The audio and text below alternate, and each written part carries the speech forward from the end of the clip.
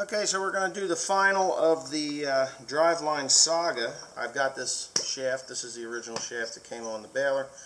I am 100% certain that this shaft was not greased properly before it went to the field for the demonstration before I bought the machine. When I went to the field to watch it being demonstrated, whoever was supposed to take care of this drive shaft did not do so because, and Peyton's going to bring that camera in here a little closer, and you're going to hear it before you see it, but you hear all that slapping? Alright, I want you to focus in right here, right there, and you can see the side plate in the universal joint, and it goes both sides. So I am really anal about greasing this thing. I mean, really anal about greasing it. The other part is in the CV itself. I'm pretty certain that the CV is also worn, because if it's worn here, it's worn all the way through. And I think that's Carl coming back. You can shut that off real quick. Okay, so yeah, we're back in business here. So what else I wanted to say about was the John Deere power takeoff shaft. Because a lot of you guys that drive red and blue tractors, or even a slightly different color green tractor, have been riding my ass about John Deere and these parts. Okay, so I've had the discussion with a few people about the John Deere part, and you can tape Aunt Beth. She looks like a weed ninja. You know, some like a weed whack.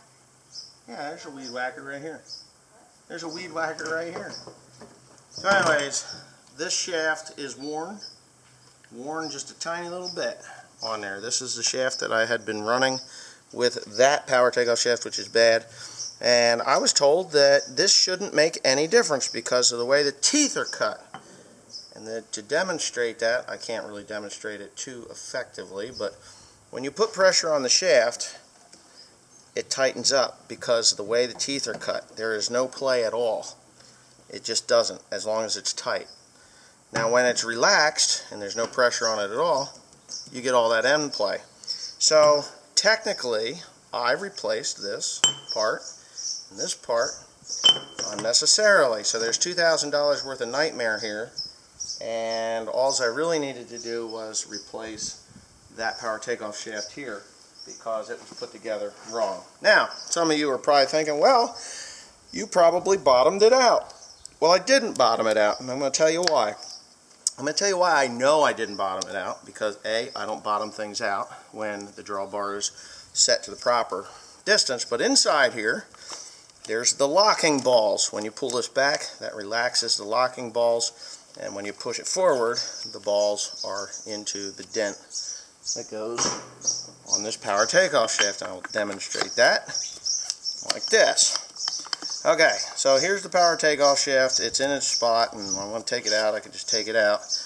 But when you bottom out a power takeoff shaft, what happens is it doesn't break anything here. It doesn't tear this out, and it doesn't even break this yoke. What it'll do is it'll put grooves in the locking balls where these splines are. And there's no grooves in the locking balls. I can't show you that because you just can't. You can't see down in that hole, but I'm telling you right now, there's no grooves in the locking balls, so this thing has never been bottomed out. And how do I know about it having grooves in there? Because I've bottomed out power takeoff shafts before. So that is not the issue. The issue was that this power takeoff shaft was not greased when the baler was brand new and sent to that field for a demonstration. And it baled 70 some odd bales with not enough grease in that reservoir, which caused all the problems that I have. And Krone is going to take care of this problem for me because I have the warranty, and that's why I bought the warranty. It has a 1-year warranty on the machine, and I bought 3 more years on an extended warranty. Yes, it was expensive. I guess I could demonstrate those balls. I could show you those balls if I pop that apart. You want me to do it? Yeah, why not? Shut it off, I'll take it apart, and I'll show them. Okay, so this is how you do this. It's real simple. It's all it is a retaining ring in there. At least it's supposed to be all it is. There might be something more to it, but I don't believe so. So I'll just kind of pry that retaining ring off of there real nicely, because you don't want to break it, because I do have to put it back. Did you see that? Ugh. Jumped away from me. Okay, so here's that. I'm just going to kind of stick that there, and I'm going to pull this up, and I'm going to get this ball out of here. And what you're going to see is that there are no grooves in that ball. There's not even, it would be scratched at the least. Here, let me see if I can find a rag real quick here. Yeah, there we go. All you guys that are bitching about the condition of the shop, I know exactly where to find stuff, so I just don't make it easy for other people to find stuff. So you don't even see any scratches or mars on this ball. So I can tell you right now, it wasn't a bottoming out issue. Because usually if you bottom these out, these have marks on them. At the least, just a little mark. At the worst, you'll snap the little ball off the end of that. You'll snap the little ball off the end of that thing. And we don't want to do that. Right? That's what I was thinking. Right. So I'm going to go ahead and I'm going to put this thing here back together again, because I can. And hopefully that explains it to you. Now, I'm telling you a couple other you fellas were complaining about this. He said, well, the reason that power takeoff shaft failed was because this fell down on it. Well, this did not fall down on it. It didn't fall down on it. I know it didn't fall down on it. There's no marks on it, and it hasn't settled down. This tractor doesn't settle. Even if you push the lever all the way down, you have to release it. There's a button that you push, and that will release the hydraulics and drop it down, because I have them locked. So this is not the problem. Yeah, it's in the way, but it serves for two purposes, and it's a protection so that nobody can get in here while it's running. We don't want people getting in there, and there are some dumb people in this world. I've talked about those before.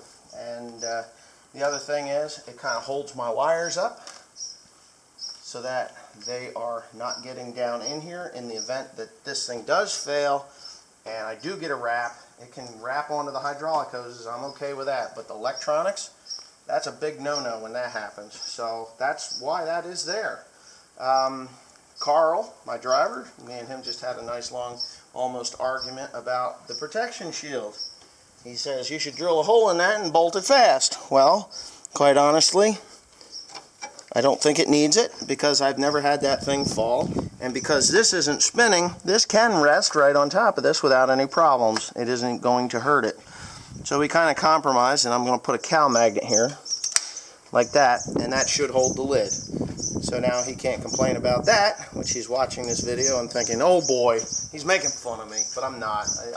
I hear his concerns, but I know better.